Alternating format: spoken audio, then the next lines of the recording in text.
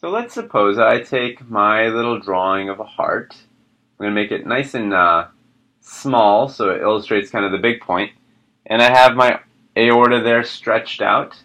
And I put my hand right there. Let's say somehow I could get my hand in there. And I could feel the blood pulsing up against my hand. So let's imagine that for a second. Here's the question. What would it feel like? Would it feel like, let's say, this, with each arrow representing systole? You know, maybe this is when the heart is squeezing here, and the heart is squeezing here, and again, maybe this would be 5 little spurts of blood. Is that what it would feel like? Because again, in diastole, the heart is resting, so presumably any kind of flow I'm getting would be coming from the heart, right? So is that what it feels like? Or something else? And we're going to answer that question right now. So let's draw it a little bit larger. I'm going to draw it right here. And you're going to see something very, very cool. So let's say this is the aorta now stretched out. I'm going to draw it like that. And I'm going to keep the center of the aorta here, so you can see kind of what it would look like if it wasn't stretched out. But we know, of course, now that we have, or that I have compliant arteries, and that it will do this. As the blood goes in, this is all going to fill up with blood, right? All going to fill up with blood.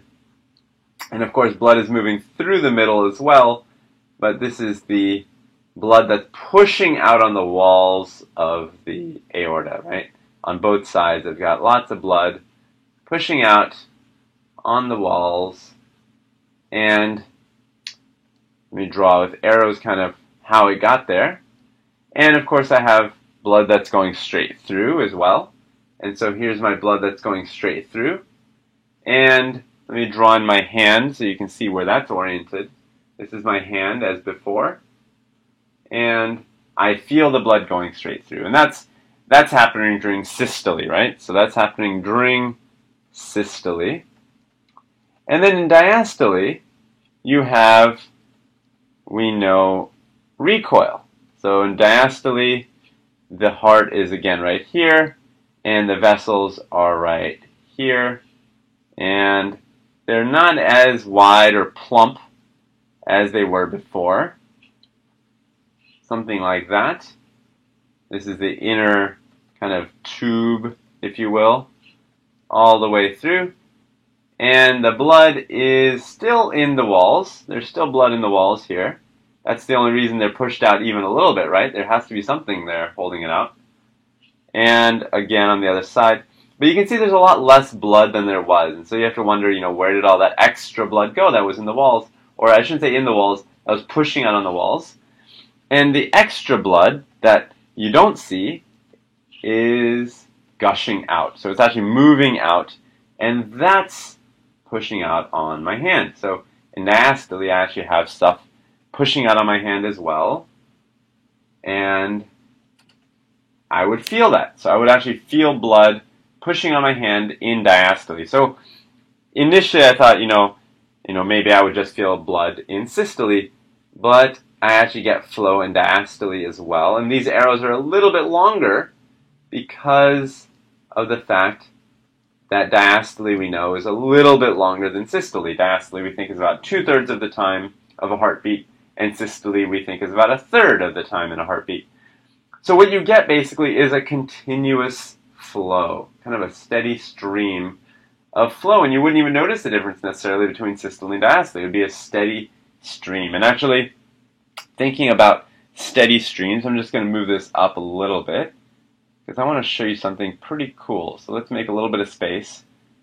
And that is that we've actually taken this idea, and when I say we, I mean toy manufacturers have taken this idea and actually made water guns using a similar system. So they actually said, okay, well, we know that people like to spray their friends with water. This is, let's say, a little water gun. And they like to do it after sneaking up on them. If you're like me, you like sneaking up on your cousins. And this is, like, let's say, the little water chamber. What happens in these water guns that they make is that they have you pump them up. You have to pump up this little air pump, and it actually sends water from this chamber right here over into here. So water goes into this little balloon as you pump it up. So you're pumping, pumping, pumping. Let's say you're waiting for your cousin to come around a corner. You're just sitting there quietly pumping, and this balloon gets bigger and bigger, and it gets very big, and now you're ready. So now you're ready for your cousin to come around the corner, and let's say at that moment, as you're ready, you see your cousin, you pull the trigger. I just drew a little trigger for you to pull. You pull the trigger, and all of this water gushes out. And it comes out in a nice, even flow.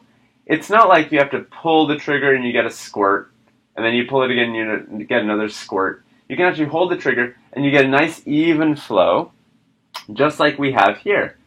So the idea is that you get these even flows by having stored up energy in this elastic balloon, which is right here. So this balloon is actually storing up energy, and in fact, they actually call this a constant pressure system. Constant pressure system. So think about that. The water gun manufacturers are calling this a constant pressure system, and the idea comes from something that's very similar to what happens in your body. Very, very cool. So when you think about maintaining flow of blood, remember, again, the compliant arteries are really, really helpful for that.